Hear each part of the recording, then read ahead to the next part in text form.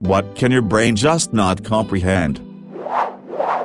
I can't comprehend why any company would think I'm more likely to buy their product if they make their commercial 20 dB louder than all other commercials. Instant boycott. You must wait 24 hours before reporting a missing person. Some questions.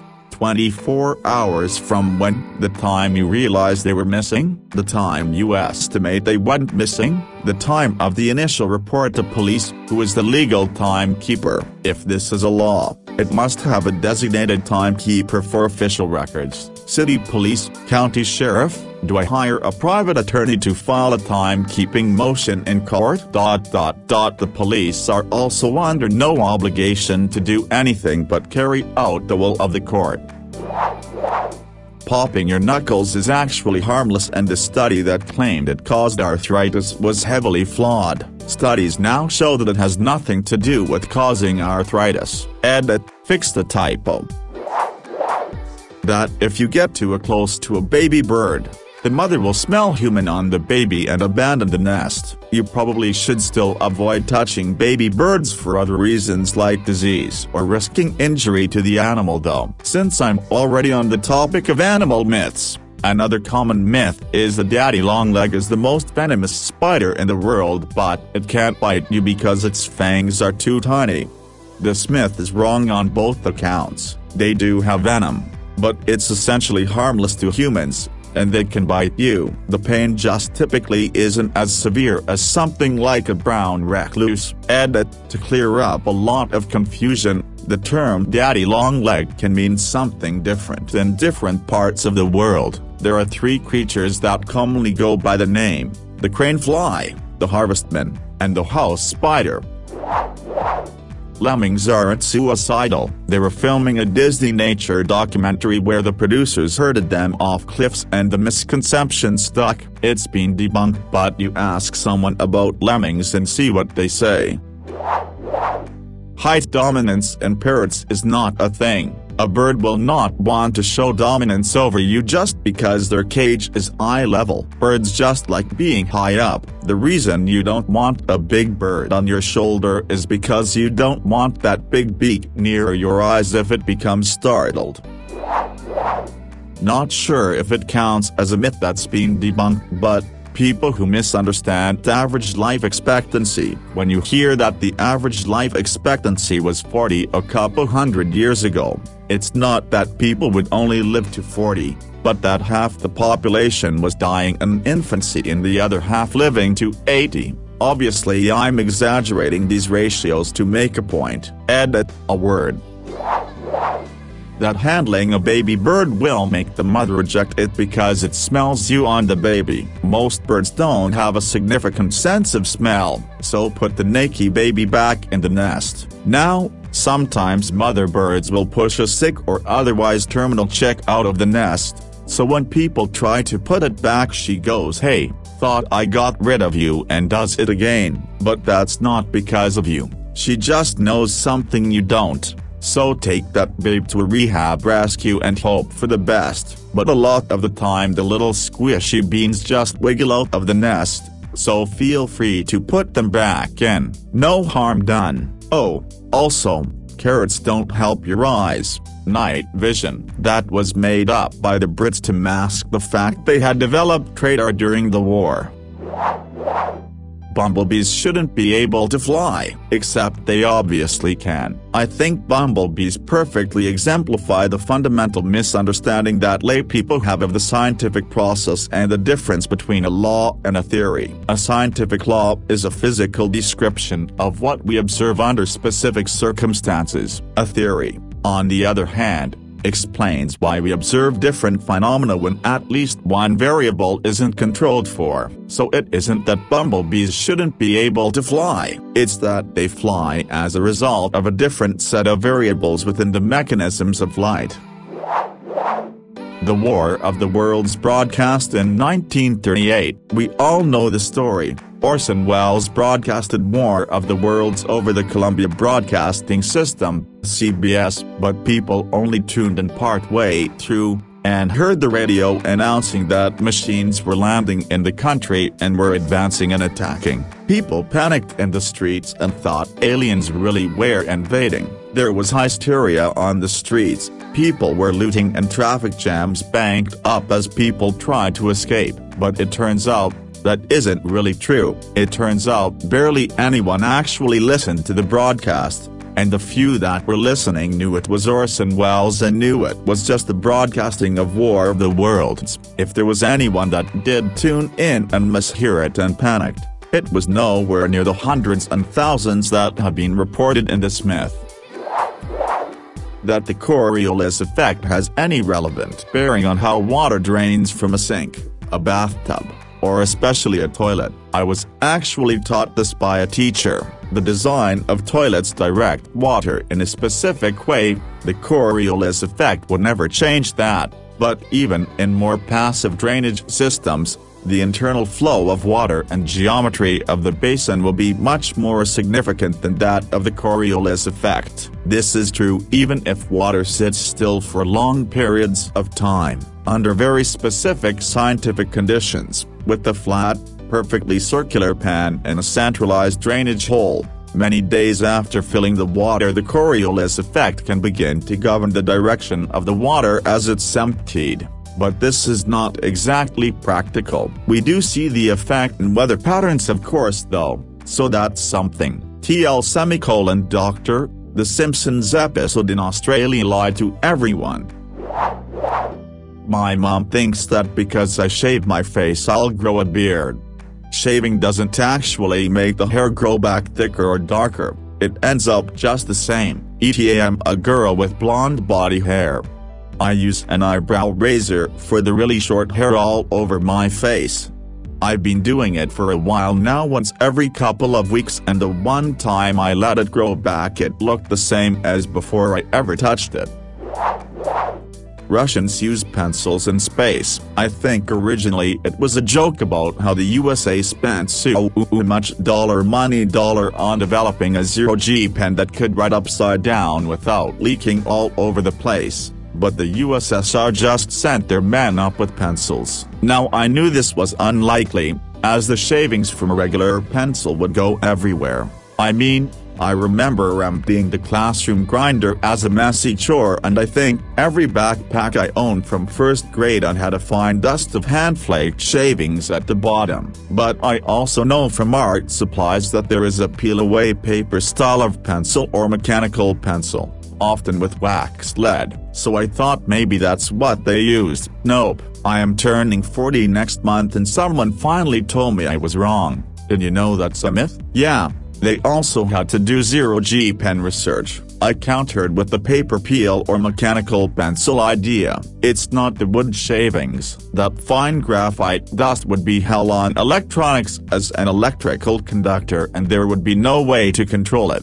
They made pens too. I don't know about wax pencils. Might be too cold up there at times. So, I knew there had to be more to the story. But for over 1/3 of my life I believed the joke relayed to me as truth from my father, now retired engineer at Lockheed Missiles and Space, about the budget savings of the USSR. It has made me question a lot of facts I took for granted because Dad is smart and he said that glass is a super-cooled liquid that is perpetual flowing down. As proof they show medieval window glass that's thicker at the base, and thinner on top, explained over the centuries it flowed down. But that is actually all a myth and bogus. I think this is caused because medieval glass making techniques were imperfect, and they usually put the thicker parts down, in order to increase stability. That cats kill babies. I've run into this so many times since having kids, and it's not the older grandmas making these statements. I've had 20-year-olds tell me that you can't have cats if you plan to have babies because they'll steal their breath or some other variation. No amount of reasoning or rationale will dissuade them of this belief. that the Emperor Constantine picked the canon of the Bible at the Council of Nicaea. The truth is, not only did Constantine have absolutely nothing to do with the canon of the Bible, neither was the canon even discussed at the Council of Nicaea, let alone decided. I don't know where this myth comes from, but so many people seem to believe it, and it shows no sign of dying out. Your blood is not blue. Seriously though, I was told that everyone's blood was blue on the inside when I was younger, and I honestly don't know why my mom thought that. Maybe it's just one of those things that you only believe because your family has been saying it since your grandma's grandpa's grandma's grandma's grandpa or something like that. You don't get a cold from being outside when it's cold. Edit. Yes, you smartass fucking dorks. I know there is a connection between cold weather and your immune system. My statement still stands because the correlation is not nearly as strong as people think. It's essentially negligible unless you're a weakling who's never gone outside or taken a vitamin in their life. The vaccine autism link debunked decades ago. The sole proponent lost his medical license over it, yet every anti-vaxxed mom apparently knows someone whose friend's cousin has a child who turned autistic after the measles vaccine, and somehow not a single one has met this alleged autistic child. But the story is of course 100% true, and vaccines are terrible. I'm not sure this counts as a myth, but it's something that nags at me whenever I see the meme that everyone's skull looks the same. You can take someone's skull and, unless there is severe damage because determine their age, sex, race, and I think in some instances even if they use certain controlled substances, though that wasn't something I ever got confirmed in my forensic science class. You need to wait 24 hours before reporting a missing person. This one is an actively dangerous myth and needs to be jumped on if you ever hear it. You can report a person that's been missing for mere minutes if the circumstances are appropriate. It's usually a combination of the individual and the location that determines what's a realistic time to. People still believe corsets are harmful. Tight lacing is harmful, but a well-made corset that is laced up correctly is just a supportive garment. Corsets were originally just underwear. It surprises me how many people don't know that. That peasants in the Middle Ages were all illiterate. The study that influenced the idea determined literacy by the prevalence of books written in Latin, which only the upper class knew. Most peasants could actually read and write in their own language. Edit. I recommend some of the people reading this go watch Shay Diversity's video on the topic, as it does a very good job explaining it. The whole alpha, beta male BS. The researcher who wrote it himself not only said that this cannot be used to interpret human behavior in any way, but he even proved his own findings wrong in a later study, because this behavior only applied to wolves in captivity, so, a constantly stressful situation. That vaccines cause autism or cancer or any other incurable disease. Granted, some people react to them due to allergies or sensitivities or whatever, but the numbers of that are low. Also, is autism that much worse compared to the bubonic plague, pertussis, or polio? I guess I'd rather be autistic than lose a leg or have my lungs turn to mush, but that's just me. You only use 10% of your brain and would become superhuman if you used 100%. You actually use 100% of your brain. Each section is responsible for controlling different functions of your body. For example, the prefrontal cortex controls thoughts, memory and behavior. The parietal lobe controls language and touch. The occipital lobe controls visual processing, and the brainstem controls basic functions such as breathing and maintaining your heart rate. That a woman is supposed to bleed when she loses her virginity. That vaginas become loose the more sexual partners, sex a woman has. Does your butthole become looser with each third it passes? The vagina is a muscle in the same way. Stop it, edit. Okay, the butt has a sphincter which is not exactly the same. Which analogy do you prefer? Does your mouth become looser after you eat a big sandwich? Is that better? Edit 2. The vagina is as much a sphincter as the mouth. It's not one round muscle, but several muscles that more or less form around. The point is it's a muscle and acts as such. There is the stupid ones like the autism and the vaccines myths that should never have been believed in the first place, especially with the shoddy research around it. Then there is the ones that you can understand, like wolf packs do not have alphas, like what was believed and published for a long time. The concept is still used a lot today in pop culture. Even the guy who wrote the paper talking about alphas and wolf packs backtracked years later after new research came out putting his findings in doubt. Subliminal messages, backmasking. No conclusive evidence has ever emerged to suggest that subliminal messages or backmasking do anything at all. The one person who conducted this particular experiment for advertising admitted to A. faking his results, B. creating bias in viewers by intentionally telling them what they'd see before actually showing the image. Also, not only is it non-functional in advertising, there's no way in hell it can ever influence behavior, such as those nincompoops who think Led Zeppelin's Stairway to Heaven contains satanic messages in reverse, or that all rock music can make viewers kill themselves through brainwashing. Also, brainwashing your fans into killing themselves is horrible business sense. Searing meat, seals and juices. Not overcooking is the only reliable method to cook a juicy steak. Once a steak is past medium doneness, the perceived juiciness drops pretty quickly. The Culinary Institute of America has a department called the Food and Beverage Institute, CIA and FBI. They got jokes that studies food myths. This was one of their early studies. More of a persistent misunderstanding than a myth. But working out will never cause you to earn less due to taxes. Tax brackets are marginal, so if your extra hours did happen to move you to a higher tax bracket, only the higher income would be taxed at the higher rate.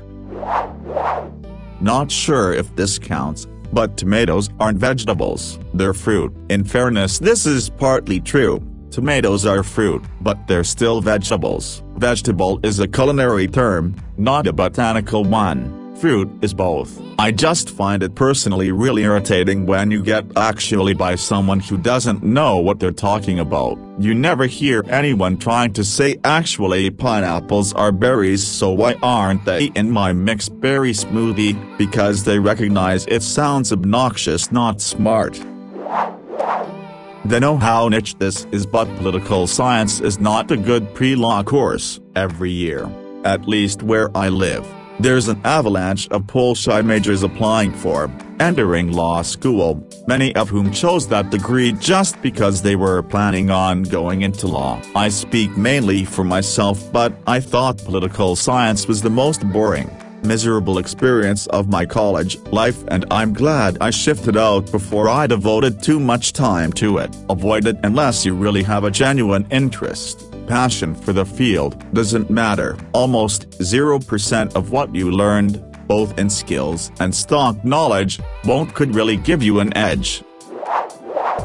That dogs, or colorblind people, only see in black and white. Dogs only have two sets of cones in their eyes, so they see the same way as a person who is red-green colorblind does. That is, they have trouble distinguishing red things against a green background or green against red. There's a few other colors too, but they're a mix of red and green. Yes, I know there are other types of color blindness too. How people knowing the Earth being round is a recent thing. Even the ancient Greeks knew the world was an oblate spheroid. Pretty much every race that worked out how to navigate realized that it was not flat. My little brain can't comprehend the vast emptiness of space and the fact it supposedly just stretches on forever and never has an end. Kind of wild when you try imagine it. that all the others persons I talk to or see have their own thoughts, own inner dialogue and on life. For gaming analogy, sometimes I just feel like others are NPC and I just can't comprehend that there are more than 7 billion persons just like me.